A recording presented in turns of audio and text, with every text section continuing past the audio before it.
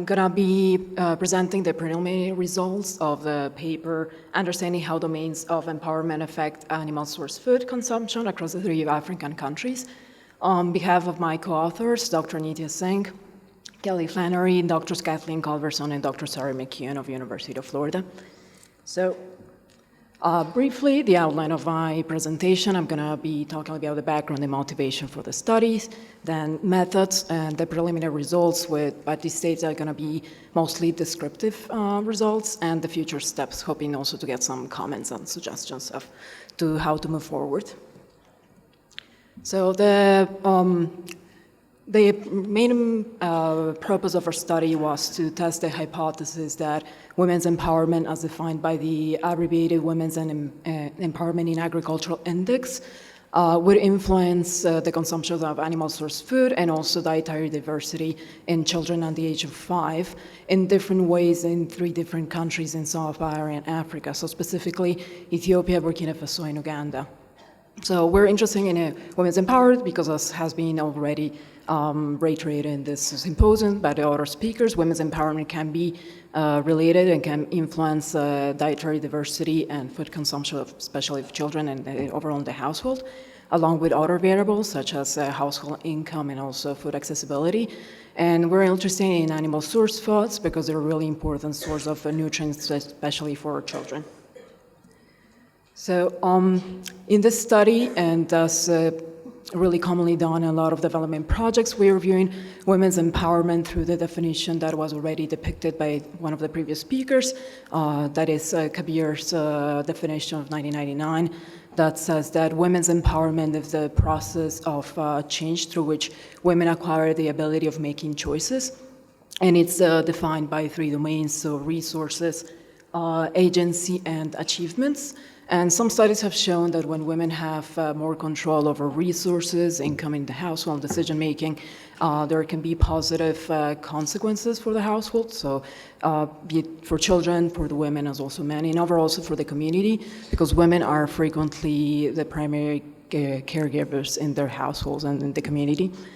And there can be positive outcomes at overall well-being, also in education, and there has been some positive outcomes in nutrition. So according to our review of different development projects, interventions that we're looking at how using women's empowerment to improve nutritional outcomes, they did identify that women's empowerment can be in the pathway of improving nutritional outcomes, and this can be done through unconditional cash transfers, conditional cash transfers, and of course through agriculture, even if, as the other speaker also pointed out, there has been a bit of mixed results of how much agriculture through women's empowerment can define dietary nutritional outcomes.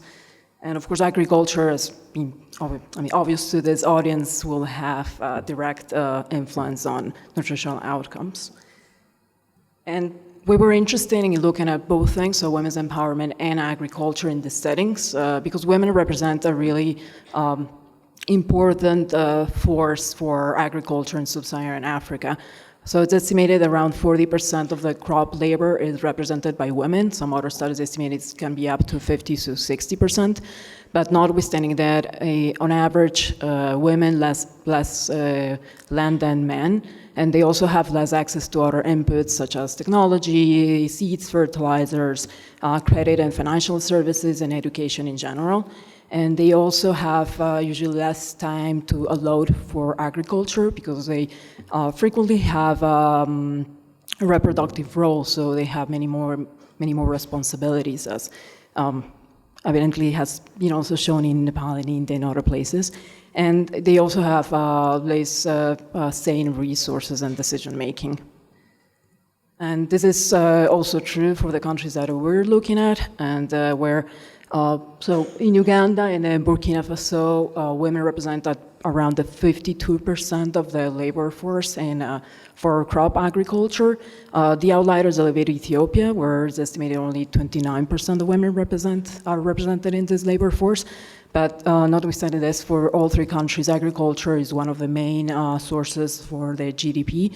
And all 3 countries are considered as low-income countries by the World Bank, and they also have low human development indices. So regarding children under 5 years of age, undernutrition, all three countries have high percentages of mortalities in children under 5 that have been associated with some type of malnutrition. And they all have high percentages of children who are stunted. So around 30% in Uganda, 38% in Ethiopia, and around 21% in Burkina Faso. They also have medium to high percentages of children who are either wasted or underweight. So around 6% in Uganda, 10% in Ethiopia, and 9% in Burkina Faso. They also have really low percentages of children under 5 who are fed an acceptable diet, meaning that they receive at least 4 more foods for the different food groups. It's around 6% in Uganda and around 9% in Burkina Faso. And for Ethiopia, I only have data for children between 6 and 23 months, and it's only 14%. So in this kind of setting, it becomes even more pressing, the importance of the consumption of animal source foods. So as I pinpointed in the introduction, it has also been mentioned yesterday how important they are as a source of micronutrients. They don't only have the only sources that have certain micronutrients such as vitamin B12, but they also have a higher concentration of the other micronutrients such as vitamin A. So it means that in a smaller dose of animal source food, you get many more micronutrients, and that's really important, especially when talking about children, especially when they're really small because of the size also of the stomachs. And animal source food has been related to, so it's critical for growth, development of neurological development, and the immune system. So what we decided to do is we profited from the data that was gathered by 3 different projects that were led by University of Florida, each one in each country that has, some of them are still conducted, and each one of them have different aims, but all of them gather some similar data at some stage of their implementation. And that included data on a 24-hour recall on dietary diversity. And they also conducted the abbreviated Women's Empowerment in Agricultural Index. So we have data for 69 pairs in Uganda, so mother-child pairs, 86 for Ethiopia, and 84 for Burkina Faso. And so far we've done mainly descriptive analytics, some few associations, but hopefully we'll move forward. So for dietary diversity, we needed to construct our own dietary diversity definition because so the 3 projects had different aims and they collected data in a slightly different way. So we did base the food groups and the indices that are existing, but our dietary diversity is composed only of 6 groups, so the maximum score that somebody could get would be 6. And these are composed by staple starches followed by green leafy vegetables, fruits and other vegetables, and animal source foods were divided into milk and dairy products, eggs, and flesh foods, which include also organ meat. And the abbreviated Women's Empowerment Agricultural Index, I imagine that most of the audience is familiar with it. It's divided in 5 domains: have production, resources, income, leadership, and time. And in our case, we only used so all the projects gather data only from the women's side, not the men's side, so we don't have the gender parity index. So some of the results in Uganda for the first 3 indicators, you can see, so the y-axis, the percentage, and the x-axis, you have the different indicators. And for the first 3, so production, income, and ownership, most of the women are empowered in our sample. And then when it comes to credit, leadership, and time, so the blue bars represent the disempowered women. Some of the women are disempowered, so sorry. For time, it's a little bit equal. And so overall, we had that around 68% of the women in our sample in Uganda were disempowered.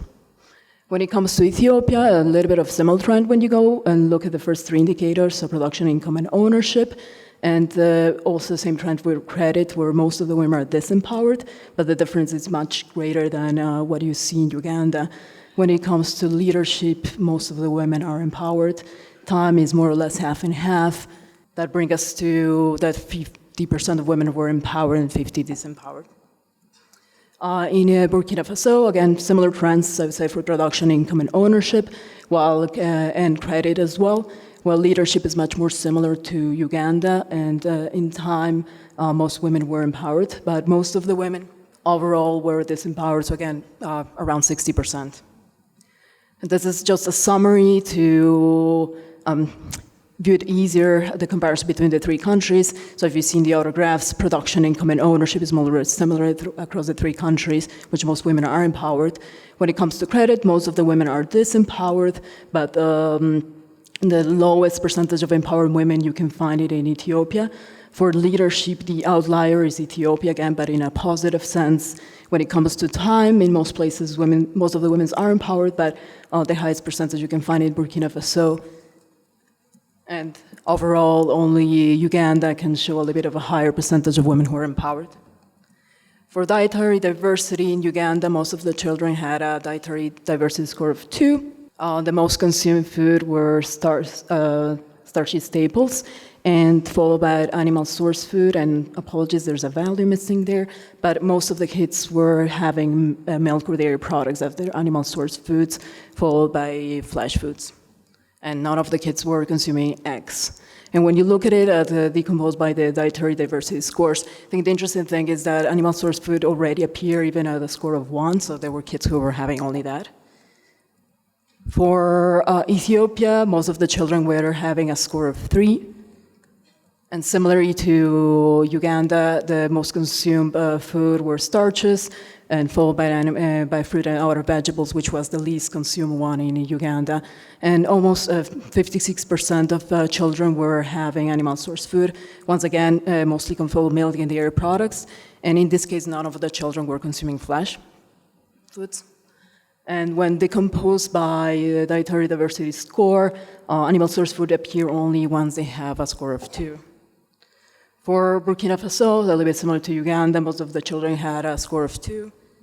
The most consumed food, again, is starches, followed by fruit and vegetables. And here we have only around 8% of children who are consuming animal source foods. And notwithstanding that, though, you can still see animal source food appearing already at a diversity score of 1. So this, so far we've done only a simple chi-square test, and for the only association we found was with production in the case of Uganda, even we're expecting to see similar trends in the other countries, but yeah, we haven't.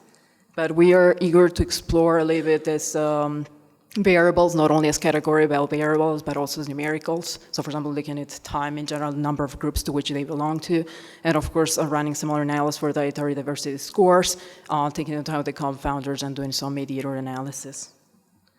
And with this, I would like to thank you for your attention, and also, of course, thanks all the researchers that gather this data and the financing institutes such as with USAID and Bill and Melinda Gates. Thank you.